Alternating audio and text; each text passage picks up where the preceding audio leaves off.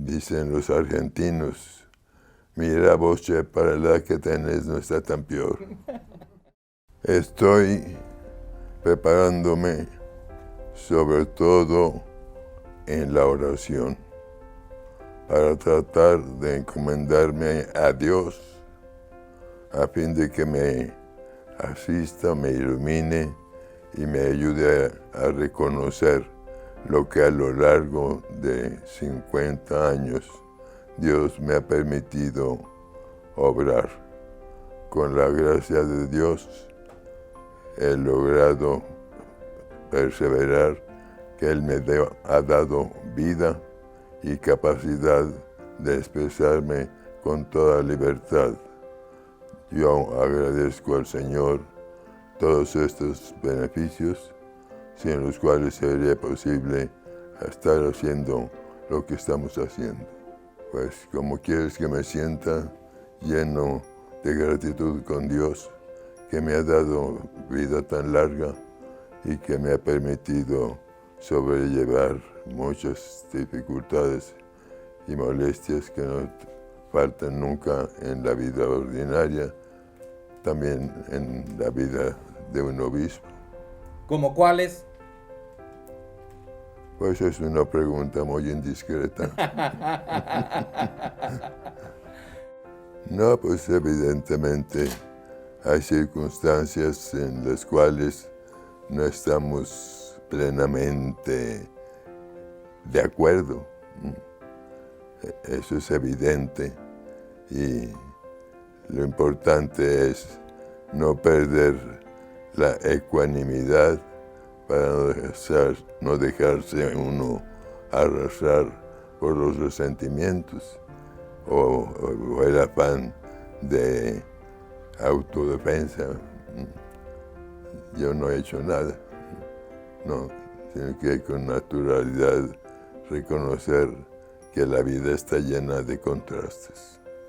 Pues realmente Dios me ha bendecido y me ha permitido llegar hasta este momento con bastante conciencia, advertencia de lo que he tenido que actuar a lo largo de mi vida.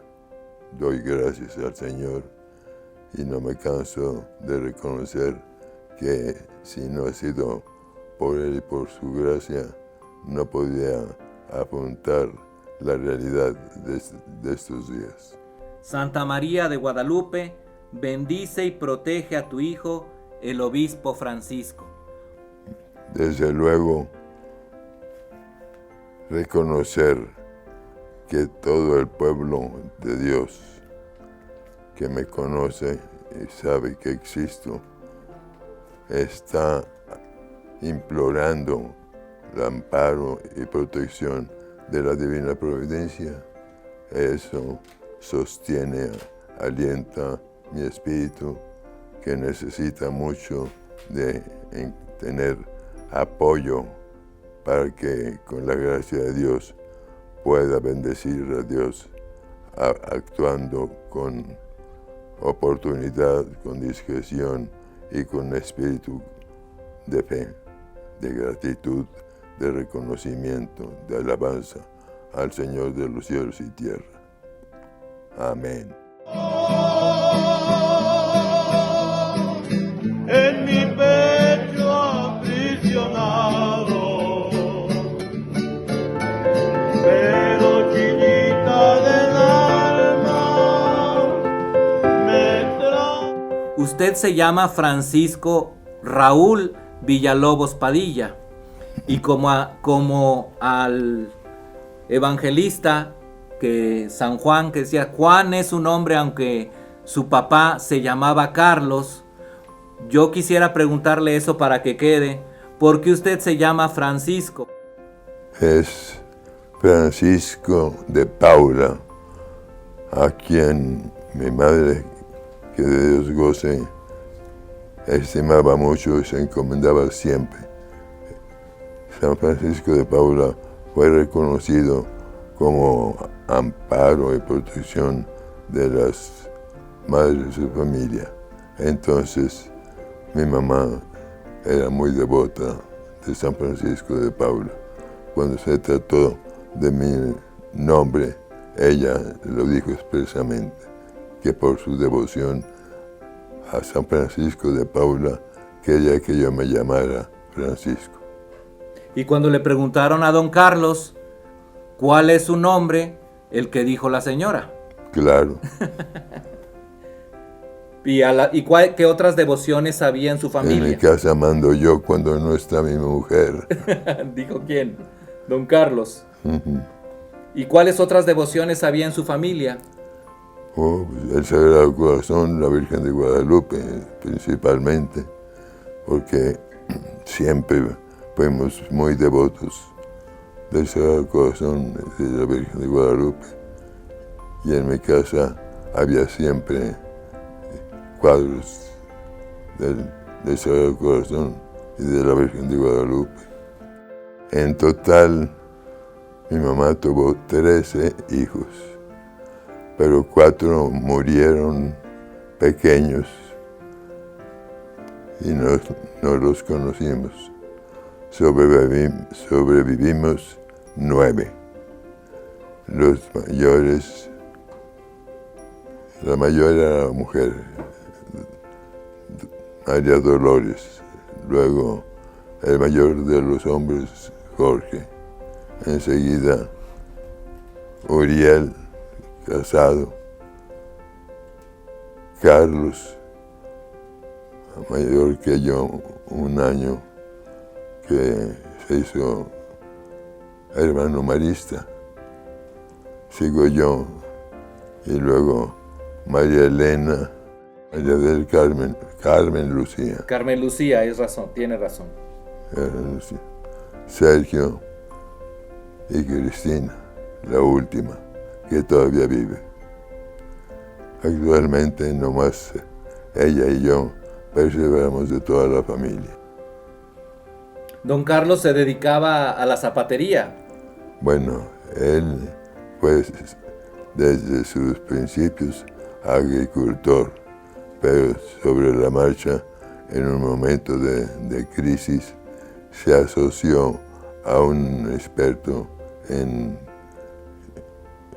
zapatería y lo asistió como socio. Así, su última etapa de vida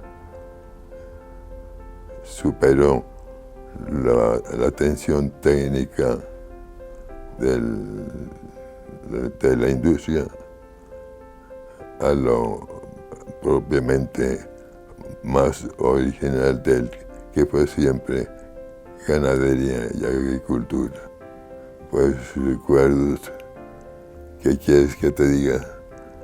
Toda mi vida pasó bajo su mirada y su amparo y protección, y mi recuerdo es siempre de bendición a Dios por mis papás que tanto me acompañaron y me sostuvieron y me dieron ejemplo de vida y consejos continuamente, con cariño y con delicadeza. Nunca con violencia, nunca con imposiciones, sino siempre persuasión, cariño, atención. Me siento deudor de tanta ternura y cuidado de la que fui objeto de parte de mis padres.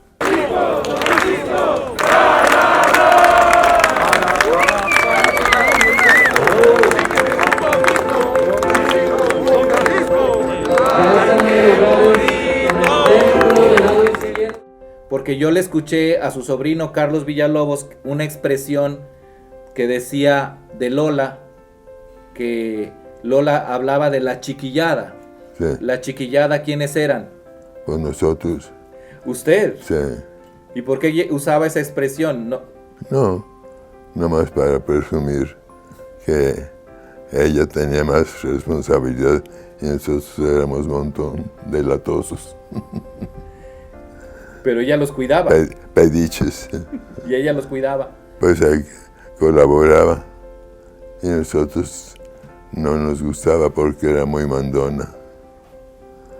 Y entonces aquí usted, para recordar, ella fue religiosa, Sí, la mayor, pero mucho tiempo que usted entró al seminario o contemporáneo, ella fue la última que se fue de los que fueron religiosos en su familia. sí. ¿En qué época se acuerda? Bueno, cuando yo estaba ya en el seminario y las clases se daban en los anexos de los templos, porque no había locales propios, ella empezó a hacer su reflexión con unas religiosas que tenían monasterio en San Pedro Tlaquepaque. Entonces ella iba con frecuencia a su preparación espiritual y me acompañaba, me dejaba la pasada cuando iba a San Pedro. Yo asistía a las clases en San José de Analco y entonces nos ayudábamos así. Ella siempre se preocupó mucho de que yo aprovechara bien mi tiempo y progresara en mi estudio del seminario. Porque el primero que se fue de la casa para ser religioso, ¿quién fue? Jorge, el jesuita. El jesuita. Fue primero él. Sí, Y después el marista. sí. ¿Inmediatamente después o juntos? No, con un poco de distancia.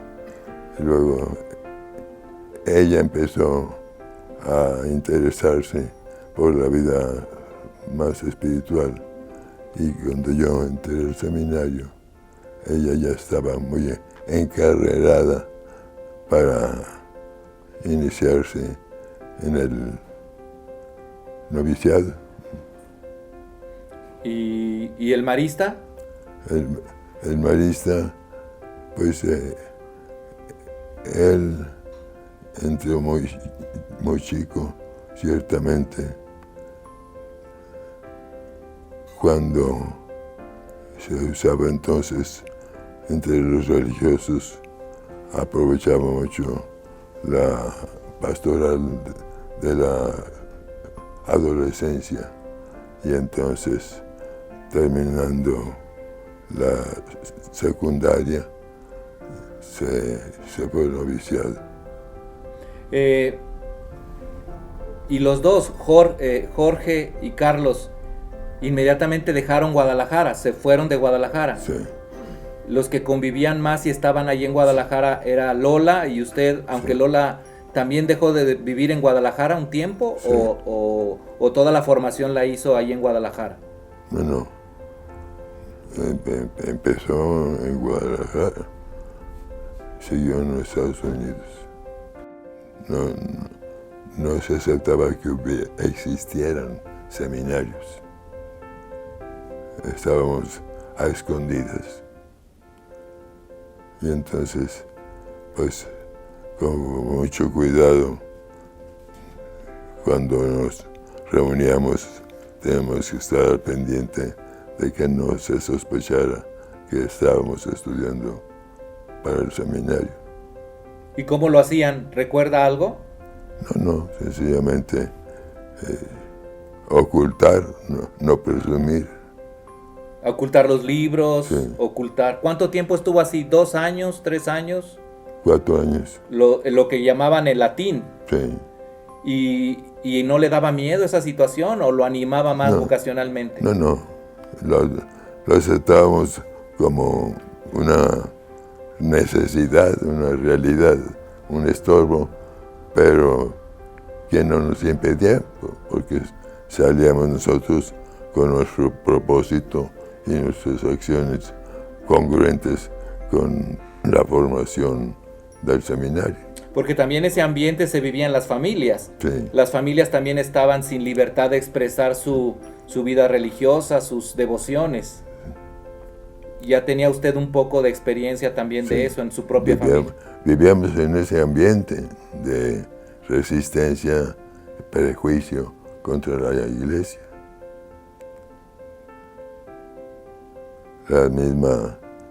Algunos textos de la Constitución desconocían y rechazaban la realidad de la existencia como una institución social de la iglesia, ¿no? Entonces, era la realidad y todas esas limitaciones pues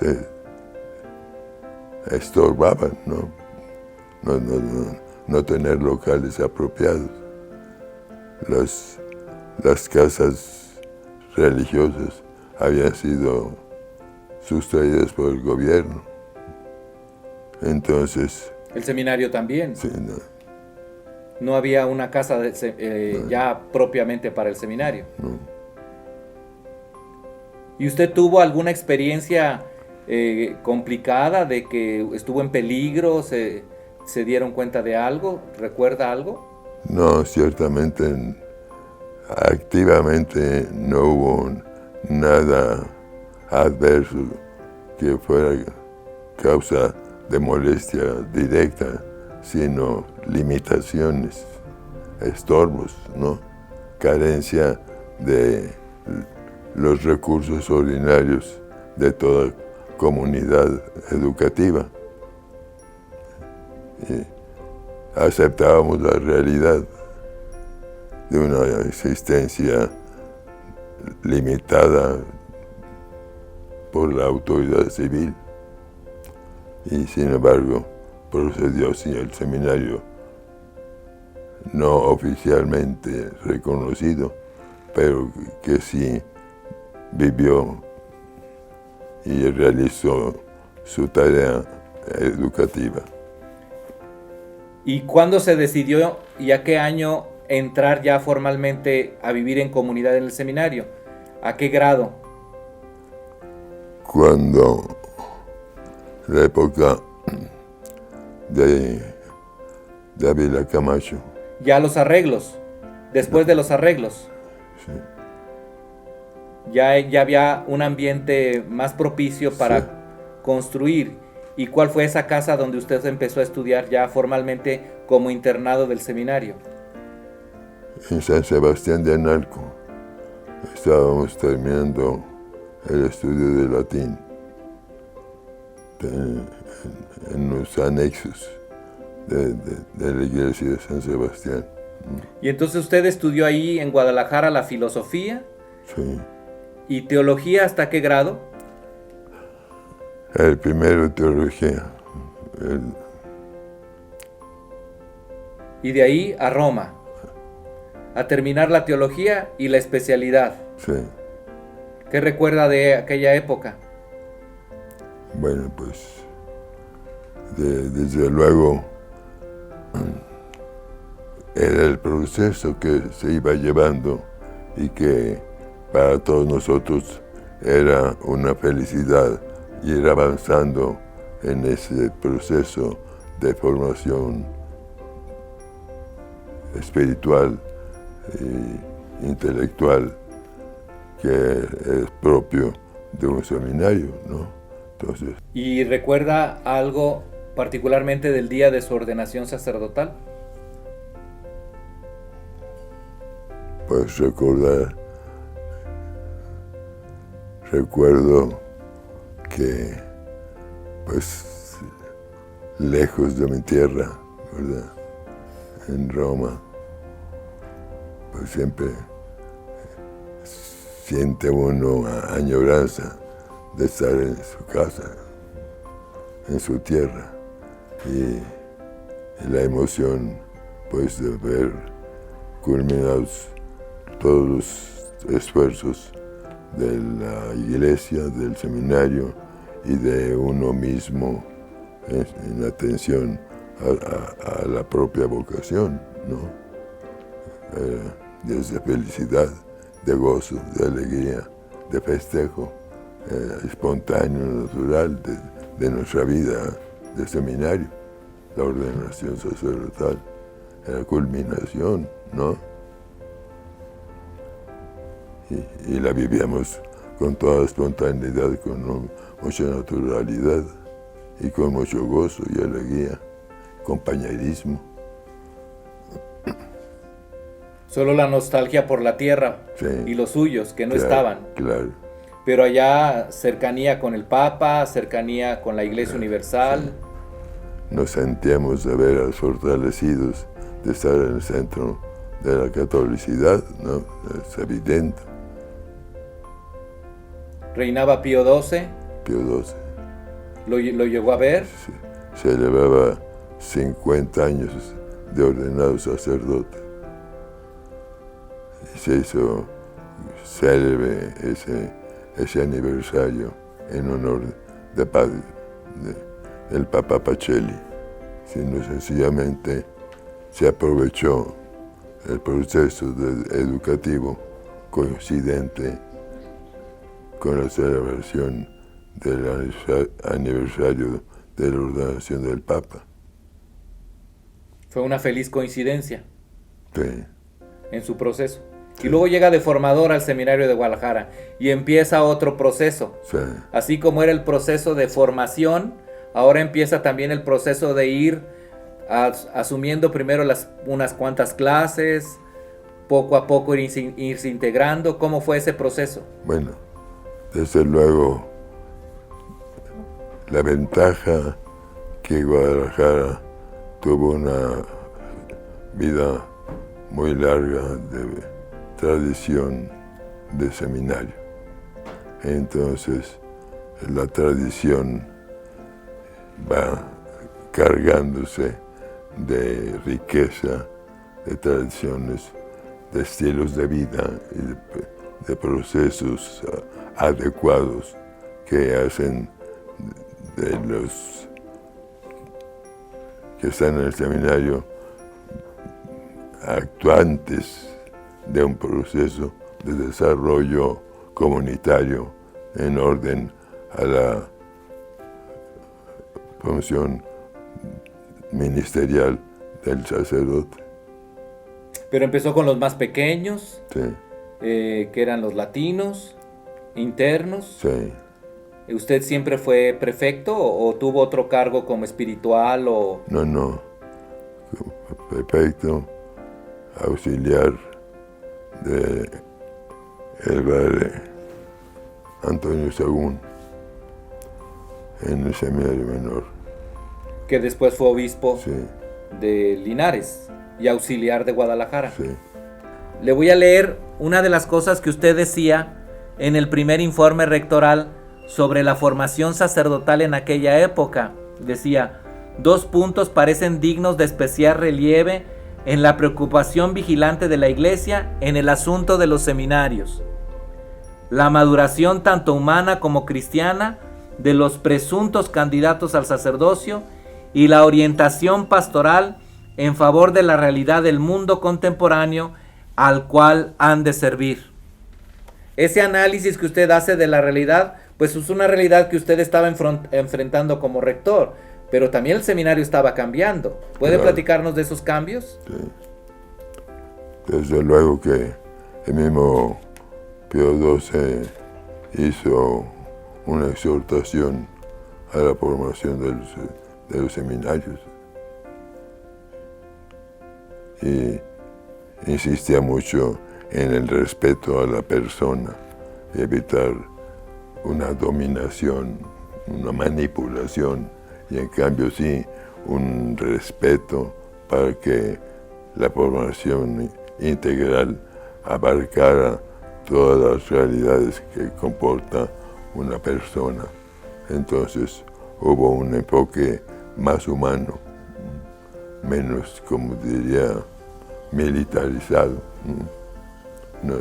No es un ejército de disciplina férrea, sin referencia a valores, sino ordenada a los valores más profundos de la vida cristiana. Entonces, sí hubo un empeño en la renovación de los seminarios en tiempos de Pío XII. Pero hablemos ahora de la ordenación episcopal, para terminar. Llegó el día en que se enteró por la Nunciatura Apostólica que usted había sido obispo auxiliar de Saltillo, Sí. estando como rector Sí. de Guadalajara. ¿Cómo fue eso? Bueno, pues tú sabes que el nombramiento viene de la Santa Sede, ¿no?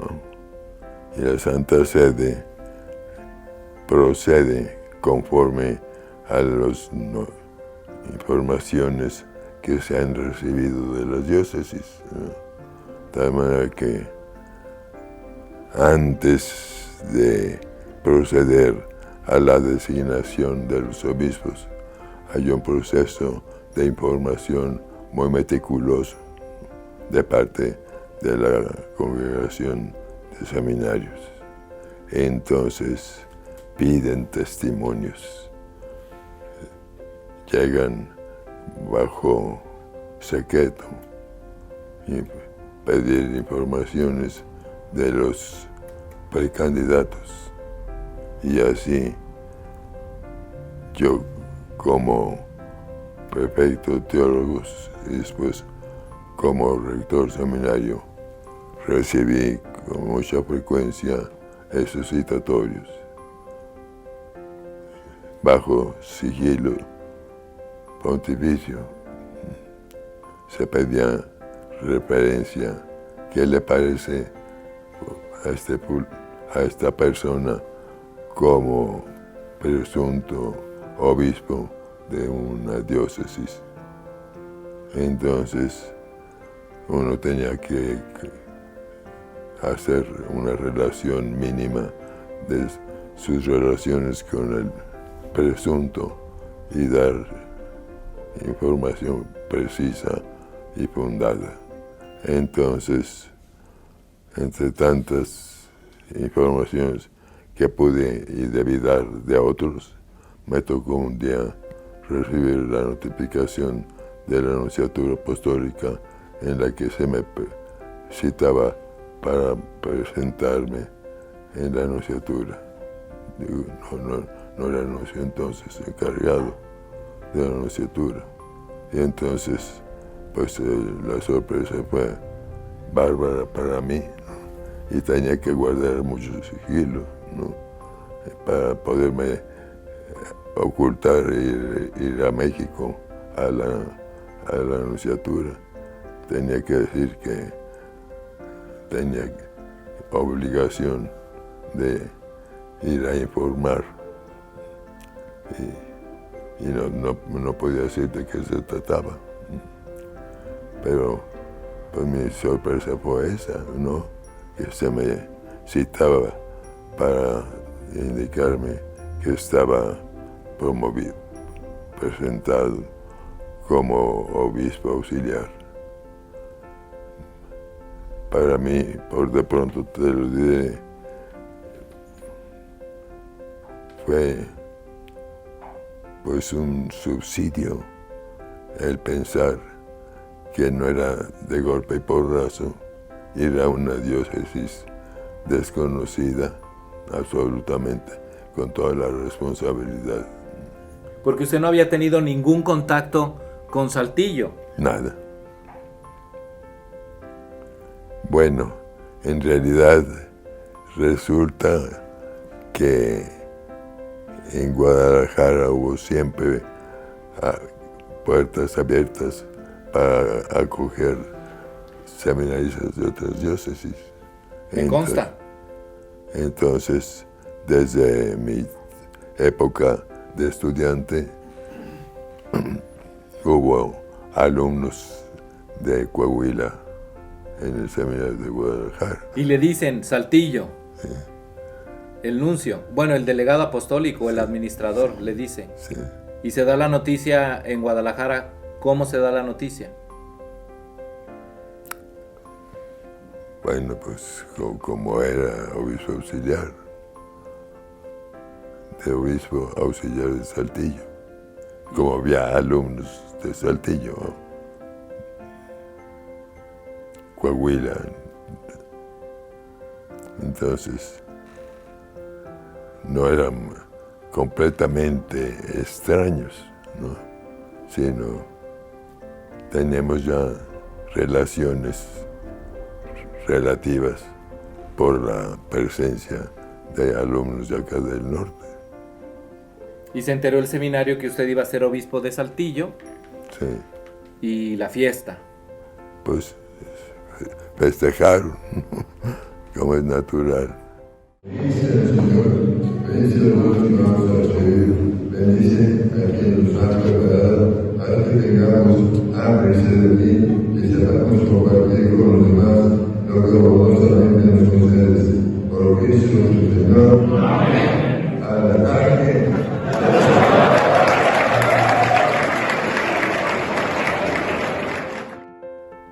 Y le llegó el relevo. Cuando ya dejó de ser obispo residente o titular. Pues sí, pero fíjate que como quiera que sea, pienso yo que curioso, no. Yo fui nombrado obispo auxiliar y me sentí muy a gusto porque tuve mi noviciado con esa etapa de obispo auxiliar, ¿no? En cambio, ya ahora lo que quiero yo intentar es precisamente que el que llegue con un conocimiento mínimo, ¿verdad?, de conciencia comunitaria. Y así es interesante recordar cómo salí yo al encuentro de don Raúl cuando mi relevo. Le llamó la atención el saludo que yo le dirigí a don Raúl recién llegado, que salimos al encuentro de él. Y le he dicho que recuerde eso, porque lo tiene grabado, el saludo que le dirigí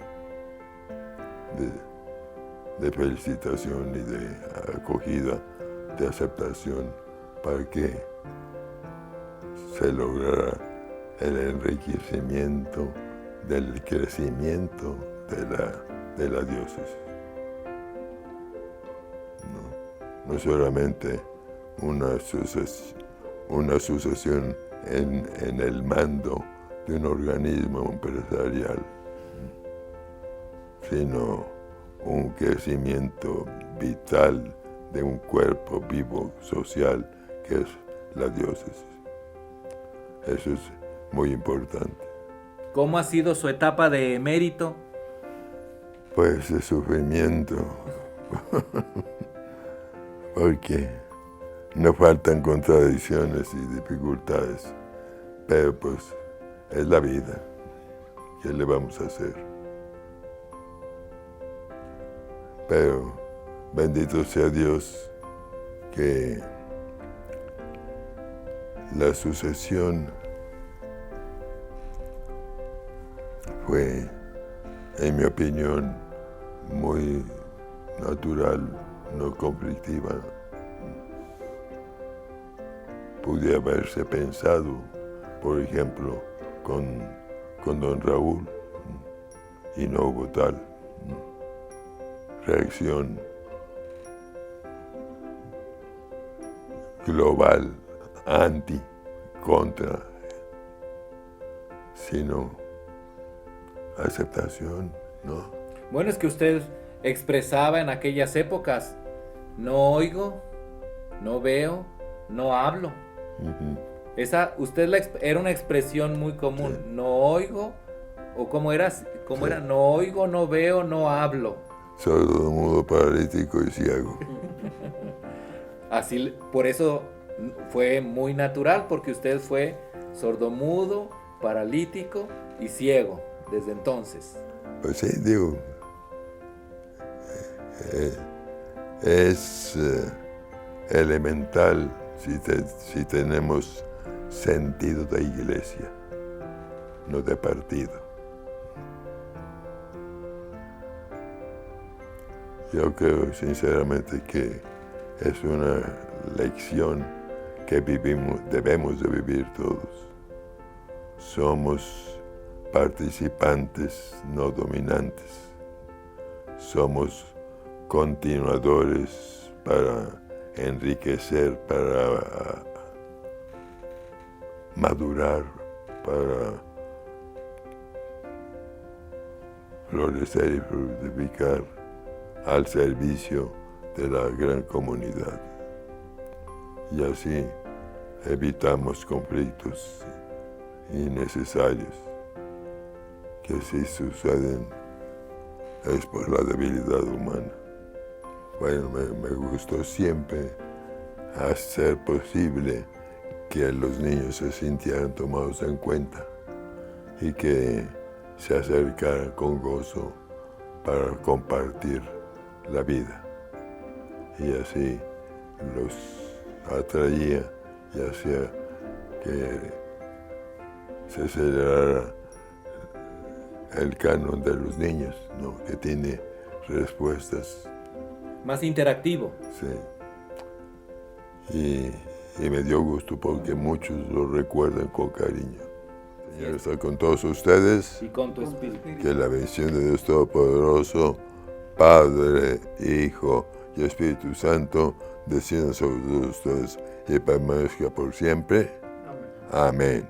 Señor Dios Todopoderoso, tú que nos has dado a tu Hijo Jesucristo como buen pastor, apacienta al rebaño que en esta iglesia particular quiere seguir siendo testigo de tu amor y redención.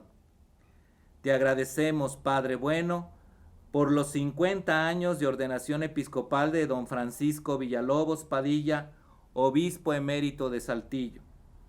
Gracias porque esta iglesia pudo ser conducida en la enseñanza y santificación por medio de su servicio.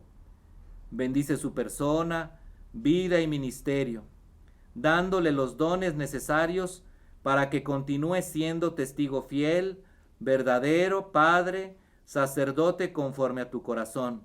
Por Jesucristo nuestro Señor. Amén. Santa María de Guadalupe, bendice y protege a tu Hijo, el Obispo Francisco.